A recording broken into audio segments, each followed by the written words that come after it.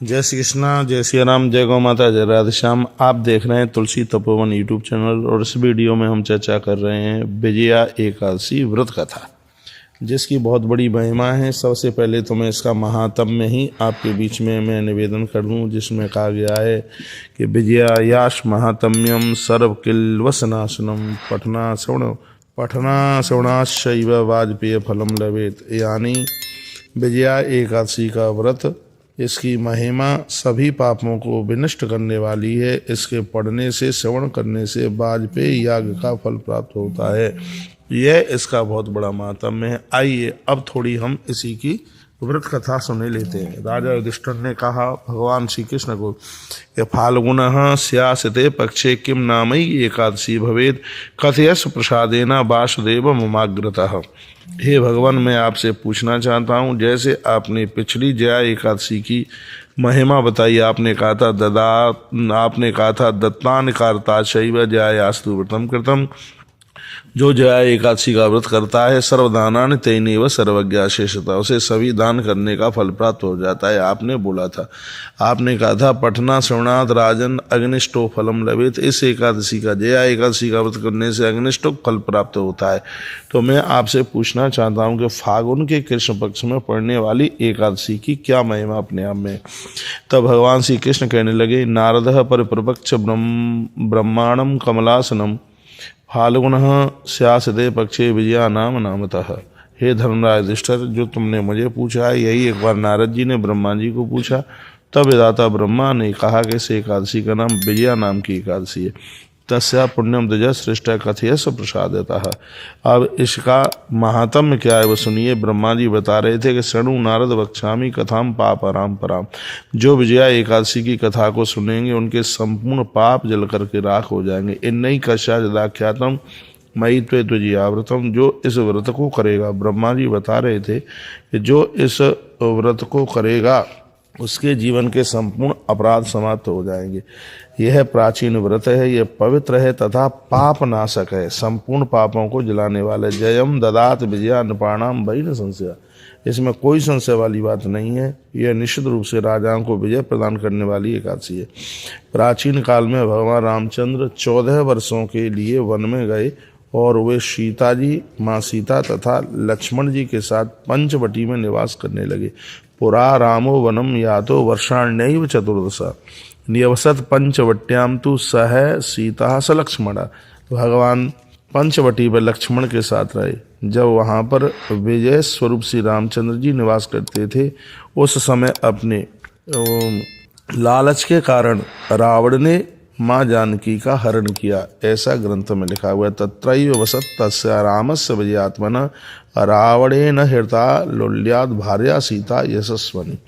उसी दुख से दुखी श्री रामचंद्र भगवान घूमते हुए जटायु के पास में पहुँचे। वन में भ्रमण करते उन्होंने कई लीलाएं की। कबंध को मारा उन्होंने। सुग्रीव के साथ में उन्होंने मित्रता की। कबंधो नियतः पश्चात भ्रमतार्मण मध्यता सुग्रीवेण समम तस्य सखित्वम समपद्यता। सुग्रीव को उन्होंने अपना मित्र बनाया। उन्होंने श्री राम का कार्य करने के लिए वानरों की सेना को अपने साथ लिया। उसके पश्चात हनुमान जी ने लंका के उद्यान में माँ जानकी को देखा। वानराण मणिकानि रामार्थम संगतान च ततो हनुमता दृष्टा लंकोद्याने तु जानकी। अब आगे की कथा सुनिए। उन्होंने श्री राम की बातों को सीता जी को सुनाया और महान कार्य किया। फिर वे लौटकर प्रभु राम के पास आए और उन्होंने पूरी बातें भगवान प्रभु श्री रामचंद्र जी को सुनाई। राम संज्ञापनम तस्यै दत्तम कर्म महत कृतम पुनः समेत रामेण सर्व तत्र निवेदितम। हनुमान जी ने सभी कुछ निवेदन करके बता दिया। उन बातों को सुनकर प्रभु राम ने सुग्रीव की सहमति से लंका के लिए प्रस्थान किया। उन्होंने कहा, लक्ष्मण समुद्र अगाध है और जल जंतुओं से भरा है। किस पुण्य के द्वारा इसको पार किया जा सकता है? इसको आसानी से पार करने का कोई भी उपाय नहीं प्रतीत हो रहा। ऐसा भगवान प्रभु श्री राम बोले। वो कहते, उपायम नैव पश्यामि ये नासौ सुतरो भवेत। तब लक्ष्मण जी क्या जवाब दिए, आप आदिदेव पुराण पुरुषोत्तम हैं। इस द्वीप में महात्मा दालभ्य मुनि रहते हैं। हे भगवान, यहाँ से आधे योजन की दूरी पर उनका आश्रम है। आधे योजन का मतलब हो गया यानी 2 कोस। हे प्रभु, वहाँ पर दूसरे भी बहुत से ब्राह्मण रहते हैं। ये लखन लाल बोले। उन्होंने कहा, अन्य च ब्राह्मणांस तत्रा वह वो रघुनंदन। हे प्रभु, आप उन प्राचीन ऋषि के पास जाकर पूछें। लक्ष्मण जी के उस अत्यंत सुंदर वाणी को सुनकर श्री रामचंद्र जी महामुनि बगदालभ्य के पास गए। श्री राम जी ने मुनि को उसकी तरह से प्रणाम किया जिस तरह देवता भगवान विष्णु को प्रणाम करते हैं। लिखा, जगाम राघवो दृष्टम बगदालभ्यम महामुनिम प्रणाम मुनिम मूर्धा रामो विष्णु विवामरः। भगवान ने वंदन प्रणाम किया। मुनि ने जान लिया कि ये श्री राम पुराण पुरुषोत्तम है, विशेष कारण से मानव शरीर धारण किए। ये महात्मा समझ गए थे।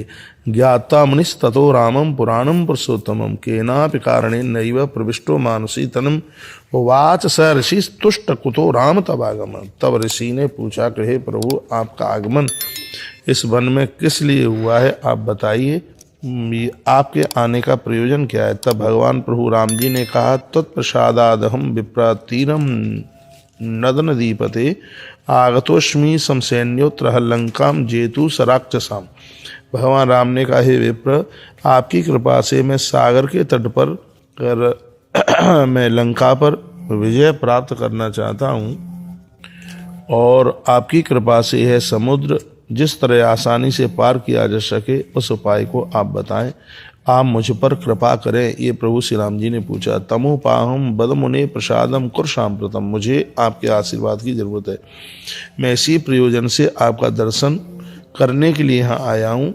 भगवान रामचंद्र की वाणी सुनकर के बगदालभ्य मुनि कुछ बोले। उन्होंने क्या कहा सुन लीजिए। रामस्य वचनम श्रुत्वा बगदालभ्यो महामुनि। उन्होंने कहा, उवाच प्रसन्नात्मा रामम राजीव लोचनम कर्तव्य मध्यते राम व्रतानाम व्रतमुत्तम।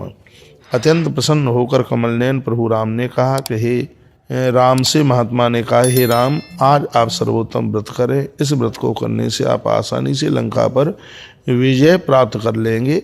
आज 11 है और ये विजया एकादशी के नाम से इसको जाना जाता है। लंका तथा राक्षसों को जीतकर आप निर्मल यश प्राप्त करेंगे। ये महात्मा जी ने कहा।